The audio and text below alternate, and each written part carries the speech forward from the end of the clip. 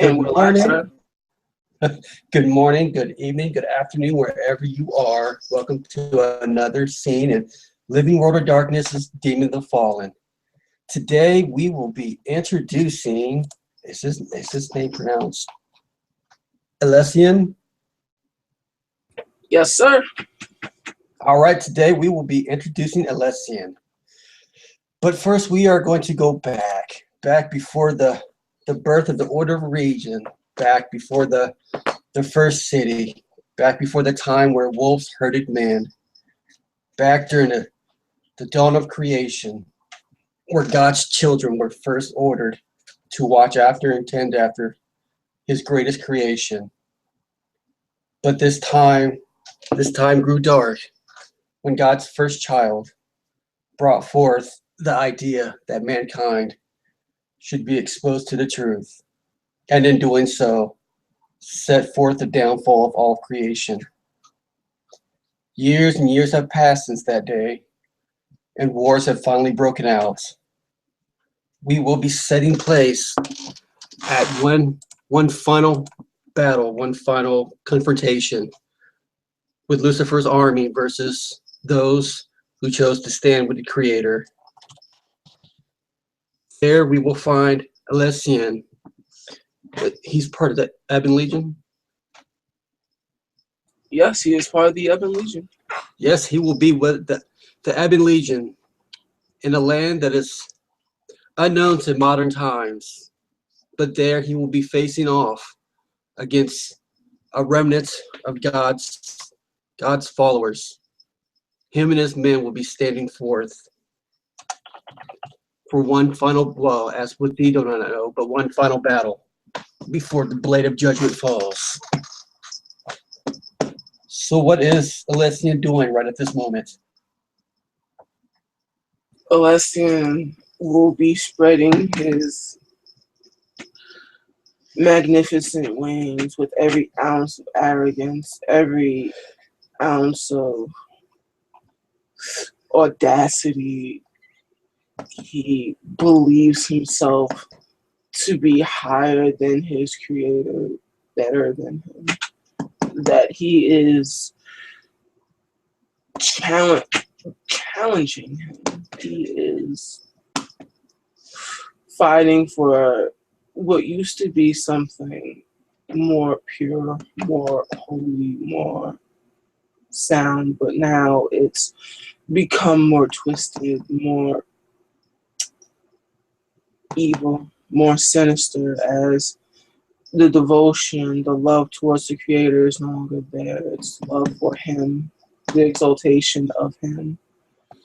The lesson is ego and beauty incarnate, twisted and twisted in such a way where it pales in the comparison of what he once was, once he could have been. Now it's starting to change him, warp his mind, his thinking. As his previous battles, he has been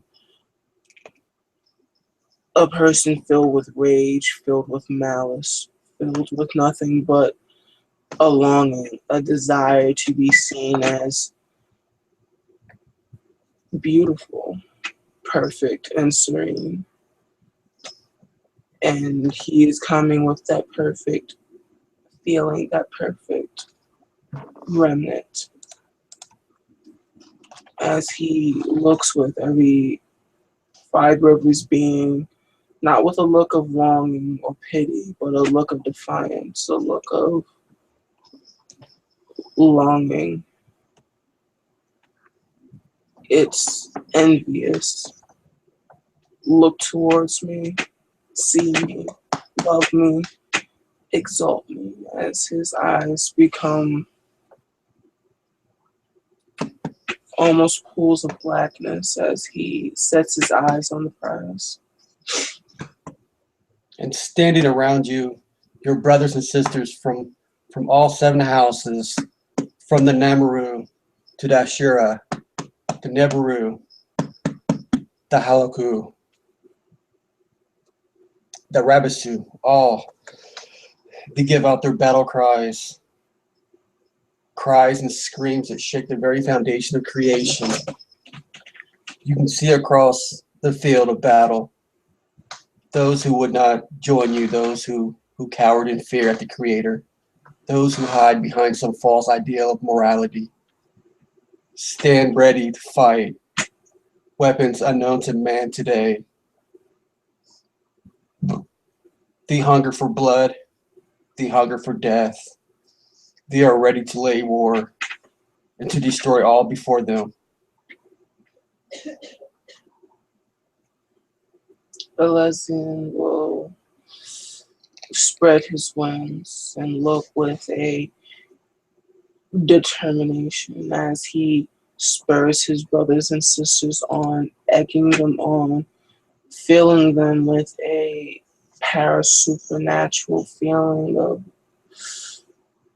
wanting to please him, wanting to give their all. Almost in the basis of needs, he is covering the love and devotion that is only meant for the Creator and channeling it towards himself. He is spurring them on to greater acts of depravity, anger, deprivation, as he orders them to slice, to cut, to maim, to create beautiful masterpiece of flayed flesh for him to gaze at, for him to covet. He delights in the screams of once his brothers and sisters as a sick and twisted smile creeps on his face as he shreds past their divinity, striking them down, tearing spirit from flesh. And you will hear out one of your fellow brothers, Hashmael of the seventh house, as he points to you to beyond the battle. Do you see a small gathering of humans, these hairless apes that God so loved? He loved above all, even more than his own chosen.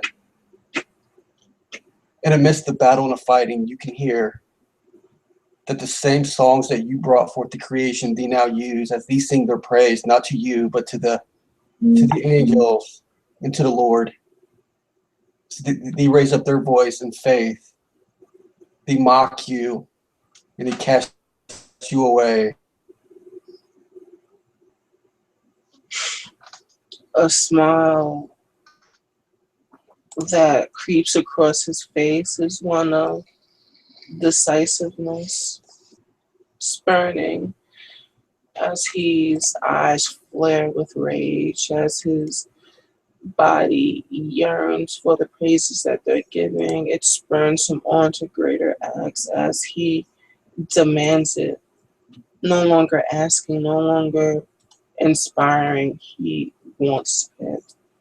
And he is willing to push his body, push his spirit, and everything that is once him into something that is the stuff of nightmares, the stuff that others warn you about the covenant, the a deadly sin, as it were, is now made personified in this one's angelic being as he looks at the once humans that he thought were a gift. He thought they were something greater. He believed in the plan, but watching their failings, watching how simple, childlike they are, it can't be helped.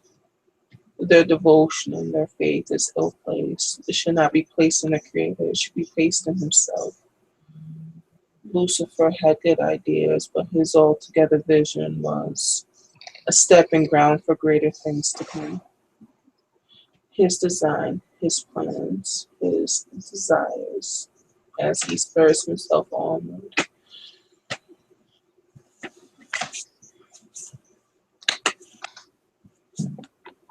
So, what do you want to do with these humans? Hmm.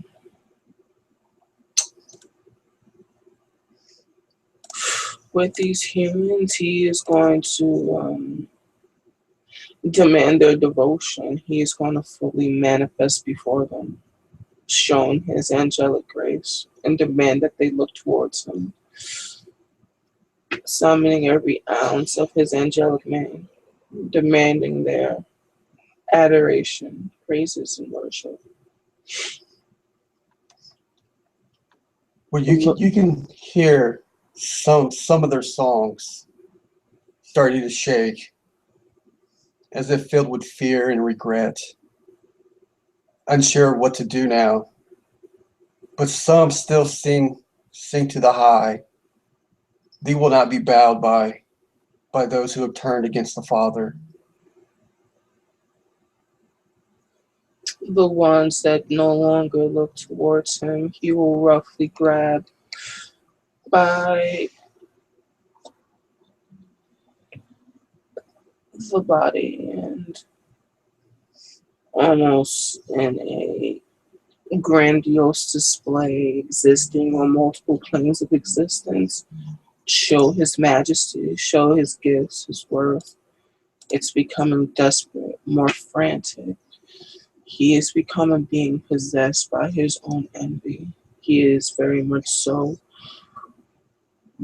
no longer on this very same plane of thinking. He is transcended it. He has gone into a place of deprivation that few wish to go, few wish to consider. Look to me, Elysian, the muse who brought your life, who brought your covenant, who breathed to you the words that you seek so humbly, so aghast. He looks with a smile twisting upwards. You owe your existence, you owe your very voices to me. Show your respect, show your adoration as he becomes more deranged. His angelic features becoming more sinister. And as you're doing this, others in your army will fall into a bloodlust unlike anything anyone's ever seen, and they will start falling upon these humans. Forces of nature, not meant to be withheld by man, now rends them flesh and bone. Fields of blood begin to pour out. Songs now turn to screams, and screams turn to cries, and cries turn to nothingness. With the screams of ecstasy, the screams of deprivation, Elysian bathes in it, he desires it as he allows it to fill his innermost being.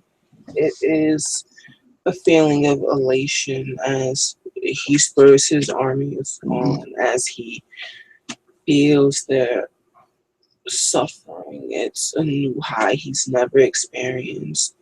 Perhaps it's fear, perhaps it's something more, but if they cannot learn their place, then what's done is done as he starts humming a melodramatic tune of wrath and ecstasy, feeling his elation, allowing his voice to shape the very fabric of reality. And those Elohim who are protecting the humans witness the death and the atrocity committed against those under their charge fall upon you and your legion.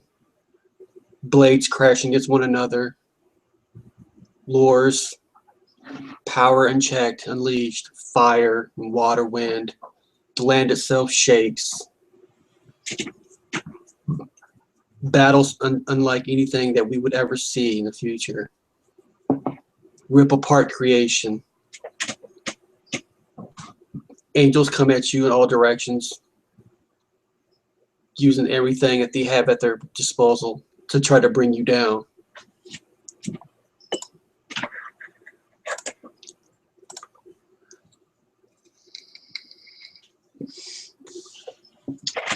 Elysian will fight on their anxiousness to meet a demise is another song, another note, a savagery that's added to his elation as he begins his feelings, as he allows their screams and their plucked divinity to spur him on as he swings his what can only be described as a weapon and a very finite feeling as he begins his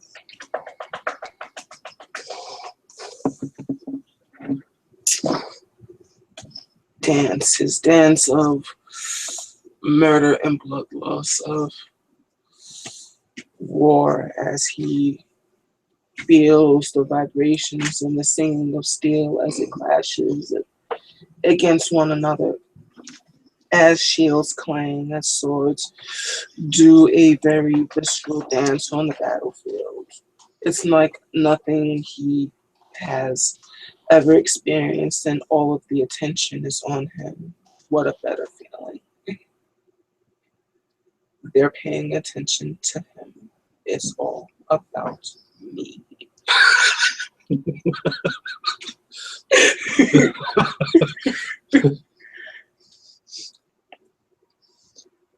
And as this battle wages on, you watch your men start falling, and you watch the enemies, they start falling. Just the essence of all just disperses throughout the air. Angel versus angel, just destruction untold. And then soon you can hear from above as the sky rips open and streaks of fire start falling forth. In the midst of flames, you see these aren't. This isn't regular fire. These are more reinforcements. But these aren't like the angels that you fought. These are the higher warriors, the ones who stood closest to God. Those who, if you could compare them to, would be Lucifer's little brothers and sisters. And these start just hurling themselves towards you, laying waste to anything and everything in their way.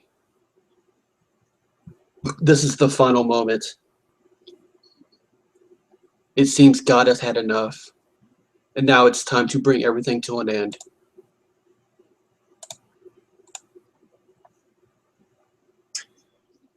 Elysian will smile.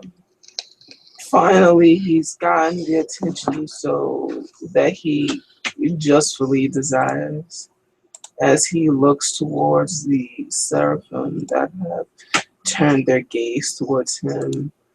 A malicious smile streaks across what can only be assumed to be his face as he feels the intense emotions, the emotions of anger, hate, malice, destruction, all being channeled towards him. It can bring nothing but a smile of satisfaction that even for a moment, for the slightest second, that any attention that would be towards the maker is now being directed towards him.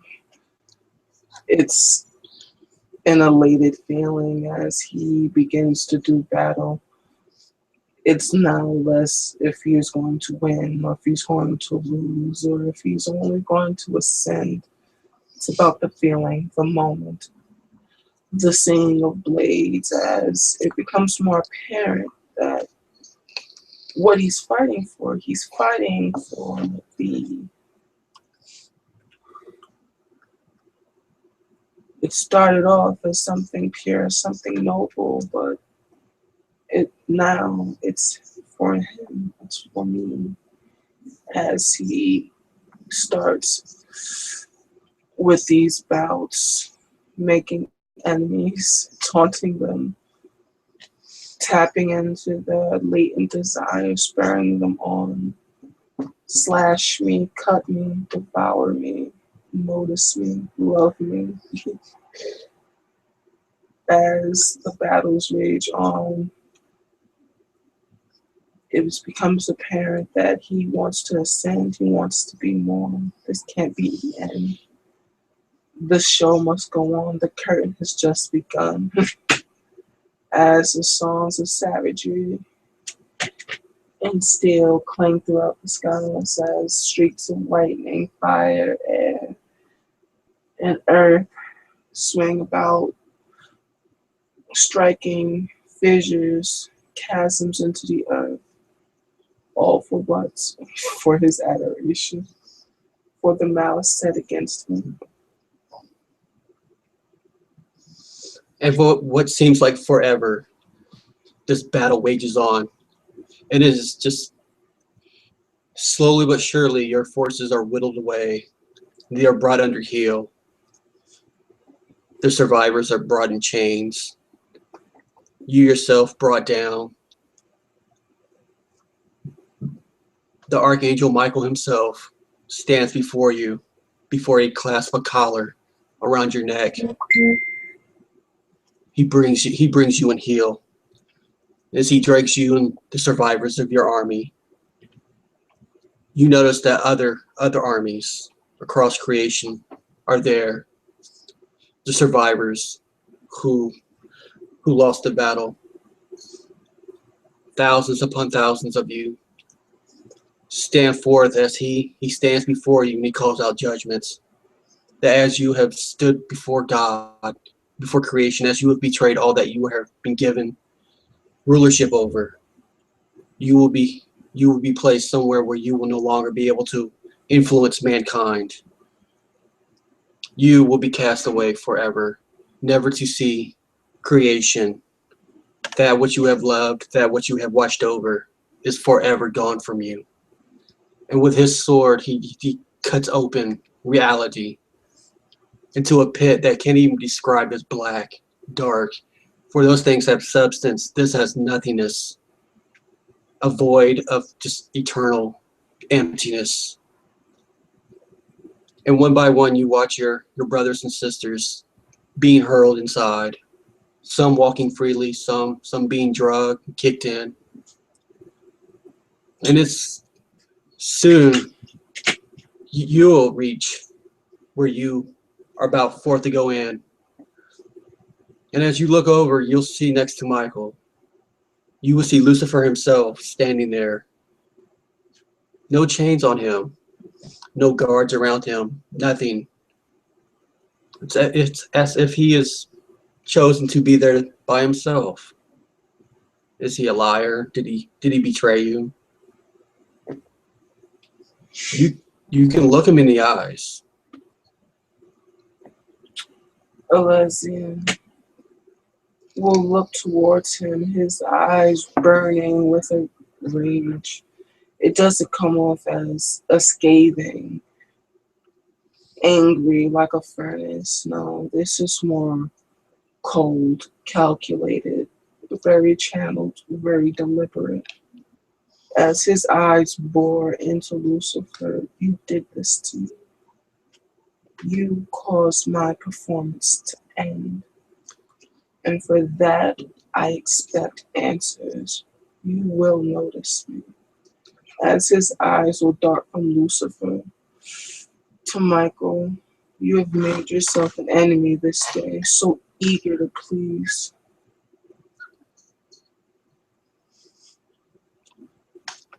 Lucifer, his face is empty. He has no emotion to what you've said. But Michael, you see a glimmer of arrogance in his eyes as he dismisses your claims. Dismiss me.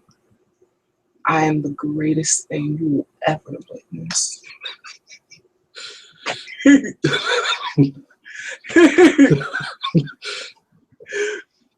And with a wave of his hand, you are cast into this pit of darkness, of emptiness.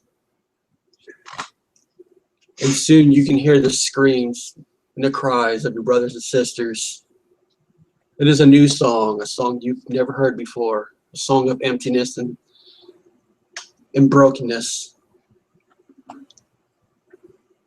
But now we're going to travel thousands and thousands of years forward to today in New York City.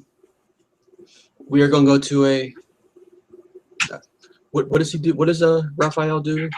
Raphael is a corporate litigator for a multi-million dollar law firm. It's a big Oh, entity. He just he did an internship here, and they offered him on as an associate, not a full time, yes. and he still has to like make his way up the ladder. So it's this young man, so full of hope now, starting his day off in this building of materialism, pure white walls, fresh carpet. You can hear the hums of the computers all around, people in their suits walking back and forth. Some of them have just dead, empty eyes. Others, they're thinking of how they can betray one another to move up the ladder. Some are overcome by greed. Some have hope. Some do believe in what they are doing. And here's this young man thrown into a pit of wolves. How does he start his day off? Raphael is always 15 minutes early to work, as he is always immaculately pressed from head to toe, starch collared white button up shirt, um, black shoes laced up, and 3-piece suit. Always looking himself in the mirror. He would be the youngest of a upper class black elite. All of his family, all the males of his family have gone to law school, down to his grandfather who marched with Dr. King, to his father who did a lot of the bench work for grassroots movements, and now him carrying on this legacy. Um, Jack and Jill, uh, private schools, always trying to show out, always trying to be the best son, but never really him. Always doing what other people expected. And his shallow life has always been to look for the adoration of others. So as he's going about his day, getting everything started up, his other coworkers are coming in. Those who have succeeded and who have moved up, and they'll give you your greetings in the morning. Yeah, But he has them there. Like, he goes down to the cafeteria, gets their coffee. He's just there, willing and ready to help. but they never say thank you. They look at him with disdain as if this poor black kid trying to move up in a white man's world. Get it? They know it. They know it, but they'll never say it. But he can feel it. He can feel the look of disdain in their eyes. Any accomplishment he gets, the credit is half given. People take credit for his work. Here he is again in another day. So he watches his coworkers going about their business, smiling and laughing. And they purposely make it known that he's not included. When he walks by, they hush up. They start snickering. They'll laugh at him. They'll remind him, "You're just a poor piece of black trash. You don't belong here."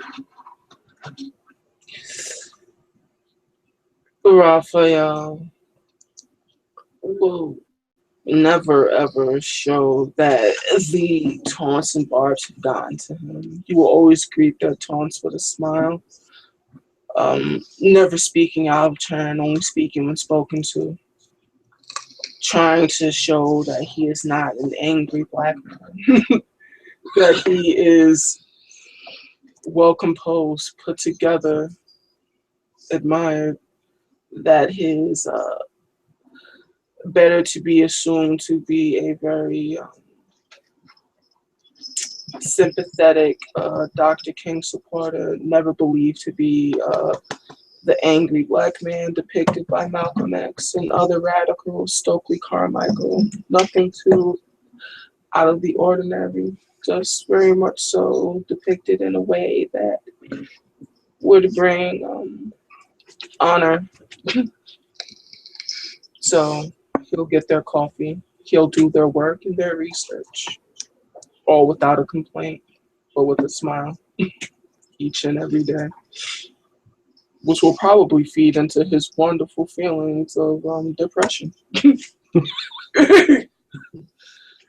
And it's this particular day that, this project, this big, this $1 million project that he's been working on all month, finally comes to fruition. The supervisors from upstairs are coming down, looking over the reports.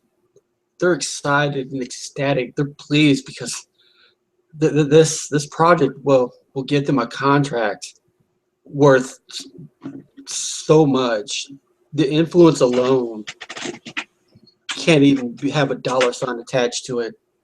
And they start congratulating the others in the office, telling them what good jobs they have.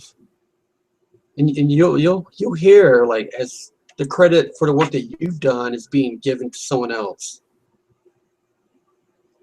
You see the little snot Michael, who's never had to work for anything in his life, living off of his daddy's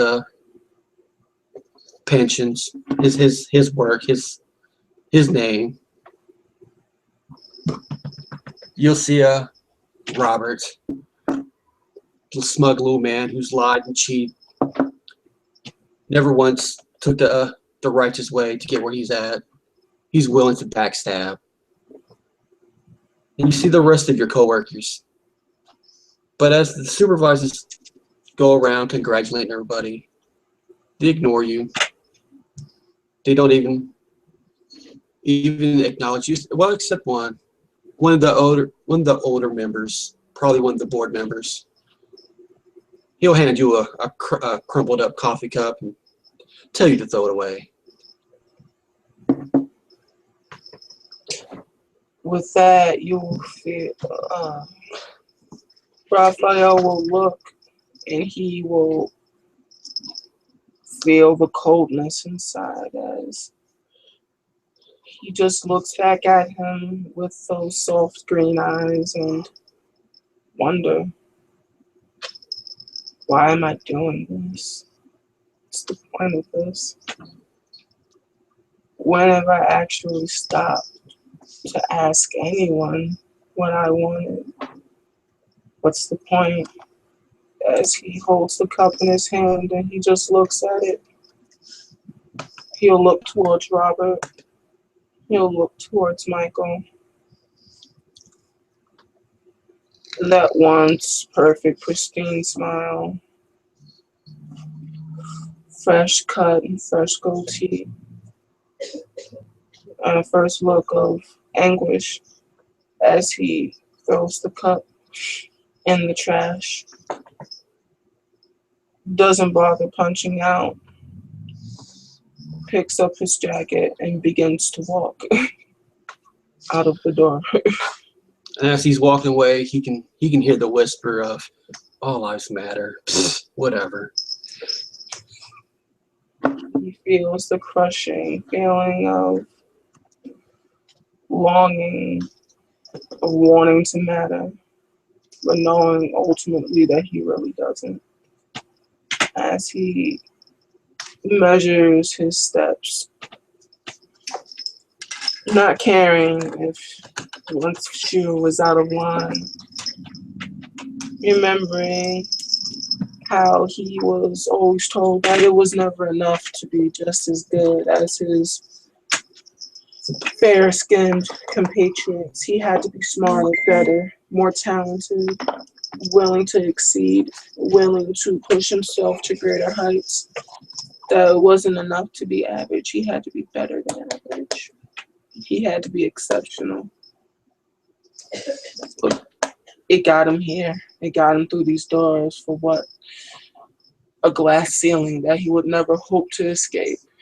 And that realization hits him like a ton of bricks as he goes into the department store, into the CVS, and starts pouring a handful of what looks to be ibuprofen into his hand and holds them, looks at them, counts them, doing the math in his head as he walks into his very nicely furnished apartment, a gift from his parents before his father passed away. As he goes and grabs the bottle of wine that he was going to use to celebrate a victory. But no, he pours himself a glass, looks into it, and the tears start streaming down his face. He feels the weight of the world as he takes a long swig, feeling the warm rush of intoxication wash over him. He looks to the heavens and wondering what's the purpose, what's the point of this, as the alcohol just pours more into his depression, as he feels the pills in his pockets. He will start swallowing them and chasing it with wine, just wanting the feeling of worth, of matter to just stop.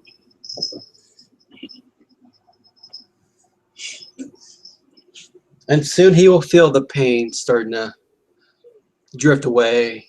The loss and the anguish will just start just going into a slumber. And his eyes will grow heavy. His breathing starts to shallow. He can feel the darkness overcoming him. And at this moment, somewhere outside of reality, outside of creation, Elysian will, amidst the cries and the torment screams of his brothers and sisters, he will hear a song of despair and sadness calling out to him. And as that song grows louder, he can feel himself pushing upwards.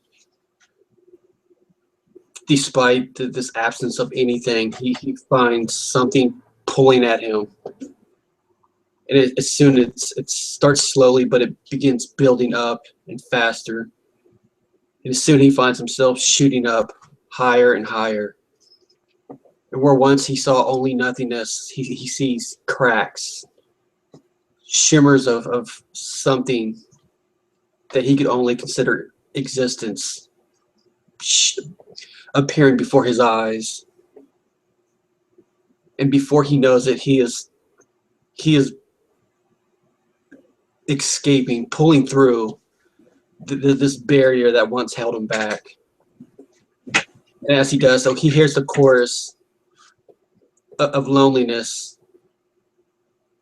And as he is flying forward and upwards, he will see an essence of light slowly dimming out. A soul of a human. He doesn't know. He doesn't know this person. He's never met him. But he'll see the essence of it just slowly slipping away, as it's in it itself is being pulled somewhere else. And soon he will find himself being attached to this anchor, to this construct of flesh and blood, bone, muscle. Where once he felt nothing, now he's feeling everything all at once. Sight, sound, sense, everything is coming to him in a rush. He will open his eyes and he will see creation, not as he remembers it, but he knows where he's at. He knows what it is. And he looks down and he sees a body, his body, his his suit, his clothing, his armor, something now that is his. And he begins experiencing pain that he's never really thought about, he's never experienced before. This he can feel the heart in his chest beating. He can feel his lungs pulling in air and expelling it. He can even feel the blood circulating throughout this body. And he feels the poison in his system. And with just but a thought, he purges it from his body. Just he spews it forth, vomits up this defilement of life. And now here he is, awake and aware in a world that he's never before seen.